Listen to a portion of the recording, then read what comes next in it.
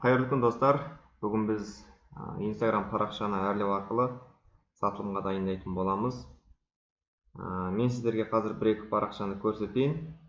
Сол бойынша бізде дәл сондай Instagram парақшаларды сатылымға дайындап жүргізуді үйренетін боламыз. Мысалы, мына бір парақшаны қарасаңыздар, міне біркелкі жүргізіп отыр. Дәл осылай қазір бізде жүргіземіз. Мына парақшаны қарасаңыздар, мысалы, біркелкі дизайн беру арқылы парақшаны жүргізіп отыр. Сіздер де осылай парақшаны жүргізесіздер. Мен қазір үйретем. Жоқ дегенде 9 пост немесе 12 пост салғаннан кейін ол парақша әдемі көріне бастайды. Сол кезде барып сіздер таргетинг жарнама жасайтын боласыздар. Таргетинг жарнаманы келесі сабақтарда үйретем. Енді менің жүргізіп отырған тағы бір аккаунтым өмір ақысы деп аталады. Міне өздеріңіз көріп отырғандай осы парақшаны мен жүргізіп отырмын. Дәл осылай қазір сіздер де жүргізесіздер. Ендеше бастайық, қалай жүргізу керек, қалай контент салу керек деген. Ол үшін сіздерге ең біріншіден керегі мынау PHLab деген бағдарлама. Осыны сіздер мына Play Market'тен жүктеп аласыздар. Play Market'ке кіресіздер да жаңағы осы бағдарламаны жүктеп аласыздар. Қазір Play Market'ке кірейік. Кіргеннен кейін осылай жазасыздар. PHLab деп жазсаңыздар, осылай шығады мына бағдарлама. Осыны соткаға жүктейсіздер. Менде бұл жүктелген, сондықтан мен қазір бірден сол бағдарламаға кіретін болам. Кіргеннен кейін сіздерде осылай ашылады. Атымен басасыздар. Кейін мына жерде текст деген жерге текст жазылады. Енді сіздерге жаңағындай парақша жүргізу үшін мынандай рамка қажет болады. Ол рамканы біз Google Chromeға кіру арқылы жүктеп алатын боламыз. Google Chromeға кіресіздер да рамка Neon деп жазасыздар. Neon PNG деген форматта жазасыздар. Енді мынарада картинки дегенге кіресіздер. Кез келген жаңағы рамкаларды таңдайсыздар. Мысалы, мынау ұнап тұрса, осының үстін басып жүктеп аласыздар. Немесе басқа да кез келген рамкаларды таңдауға болады. Мынаны таңдауға болады. Көшіріп аласыздар. Көшіріп алғаннан кейін жаңағы PHLab деген бағдарламаға кіресіздер. Бұған кіргеннен кейін міне мұнараға қарасаңыздар, инструмент бар, осыны басамыз. Осыны басқаннан кейін бізде мынандай бет ашылады. Енді мұнда қарасаңыздар, From Gallery деген бар мұнарада.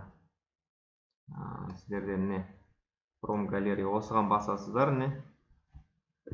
Осыған басқаннан кейін жаңағы жүктеген рамкаларыңызды таңдап аласыздар. Картинки керек, download жүктеген рамкаларымызды таңдап аламыз. Мысалы, маған мынау ұнап тұр. Мұнарада қарасаңыз форматтары бар. Мынау историяға салуға 9-6 дегенде. Бізге история емес, пост салуға керек. Сондықтан мынау 1-1 деген таңдайсыздар да. Мұнарадағы галочканы басасыздар. Осыны басқаннан кейін былай сіздерде рамка шығады. Енді сіздер Narrow инструментті басасыздар. Қазір көрсетейін. Осыны басасыздар.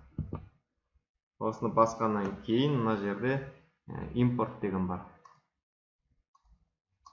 Import. Осыған басасыздар.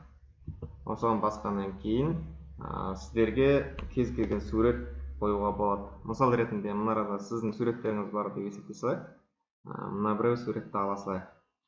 Бұны сіздер жаңағы 4-3 түрінде қойуға болады, немесе дөңгелек түрінде қойсаңыздар болады. Мысалы, мында дөңгелекшен басамыз, сонда сіздерге былай шеңбер жасап береді.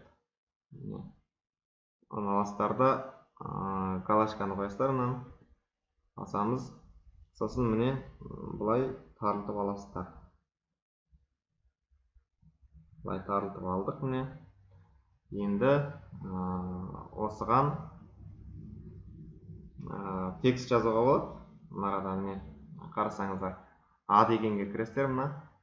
Сосын мына жерде плюс текст деген тұрады. Осы текстті басып, мына жерде тексттің деген бар, осыны басып қаласыздар.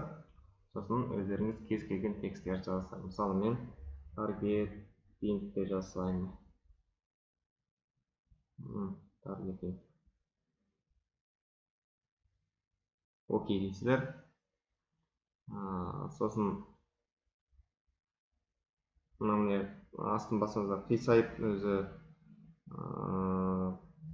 ретке келтіре бересіздер. Енді мына А дегенге басып, былай оңға жүргізсеңіздер, мына арада сизе деген бар. Сизе дегеніміз өлшемін қою, мысалы үлкейту, кішірейту дегенді білдіреді.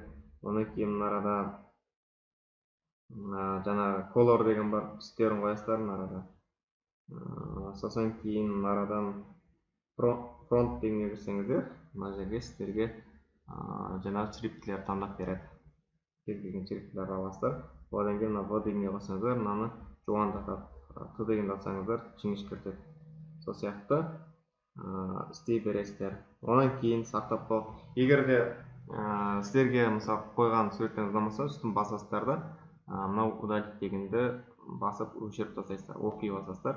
Сосын жоғалады. Тағы да мында кіресіздер, міне. Мынаға кіріп, импорт, кез келген өздеріңіз картинка қоясыздар. Мысалы, мынаны қойсақ, дөңгелекке 4-3-те қоюға болады. Сосын галочка басамыз. Енді мынаға кішірейтіп, етіп қоясыздар. Қойылды. Енді мынаны сыртына фон беруге болады. Мына жақтан бересіздер, міне. Мына қоссаңыздар, түстерімен осылай таңдай бересіздер өздеріңіз. Осыны ашып көргісіңе үйреніп аласыздар, міне. Ең оңай жолы осы. Енді сақтаймыз. Сақтау үшін мынарадағы батырманы басасыздар, міне. Қазір сіздерге былай сызып көрсетіп жіберейін. Осы батырманы басасыздар. Басқаннан кейін астындағы save as image дегенге басасыздар. Осыны басқаннан кейін бұл галереяға сақталатын болады. Енді мынарадан қарасаңыздар, save to gallery деген бар. Осыған басасыздар. Сол кезде бұл жасаған жұмыстарыңыз сақталатын болады. Арада реклама шығарсаңыздар, нет басып дейсіздер, болды. Енді галереяға кіреміз. Жаңағы біздің жасаған жұмысымыз, енді осыны аласыздар да, Инстаграмға пост ретінде сала саласыздар. Мысалы, былай келесіздер, таңдап саласыздар, міне. Онан кейін астына кез келген тексттер жазасыздар, өздеріңіз қандай текст жазуларыңыз келсе, соны жазасыздар. Мысалы, таргетинг жарнамасы. Мысал ретінде сіздерге түсінікті болу үшін мен жазып жатырмын. Онан кейін хэштег қойған кезде кейбіреулерден сұрайсыздар, хэштег деген не деп? Хэштег дегеніміз торперінен басасыздар да, одан кейін кез келген атауы жазасыздар өздеріңізге ыңғайлы. Мысалы, таргетинг. Таргетинг десеңіздер, міне. Қарай, 72853 осы таргетинг хэштегін осы адамдар қолданған. Осы сияқты кез келген өзіңізге ыңғайлы немесе өзіңіз тауып алатындай атауларды хэштег арқылы жазасыздар. Мысалы сізге осы таргетинг жарнамасын үйрену үшін адамдар қажет болатын болса, сіздер жазсыздар, мысалы адам немесе оқырман деген сияқты өзіңізге ыңғайлы хэштегтерді теріп жазасыздар. Онан кейін мына арада өзіңіздің аккаунтыңызды белгілегіңіз келсе, суреттің үстіне, немесе бір досыңызды белгілегілеріңіз келсе, отметить люди дегенге басасыздар. Осыға басқаннан кейін үстіне бір рет басқасыздар, кез келген басасыздар. Мына жерге кез келген адамды немесе достарыңызды белгілейсіздер. Мысалы, мен өмір ағысы деген өз парақшамды белгілейін. Мына аласыздар. Бірнеше парақшалар белгілей беруге болады өздеріңіз. Достарыңыз болса, достарыңыздан жанына қойып осылай белгілей бересіздер. Одан кейін мына галочканы басасыздар. Басқаннан кейін поделиться дегенді басып, осыны жібереміз. Міне жақта енді мұнда кіріп қарасаңыздар, пост салынды. Осылай жасай бересіздер, өте оңай.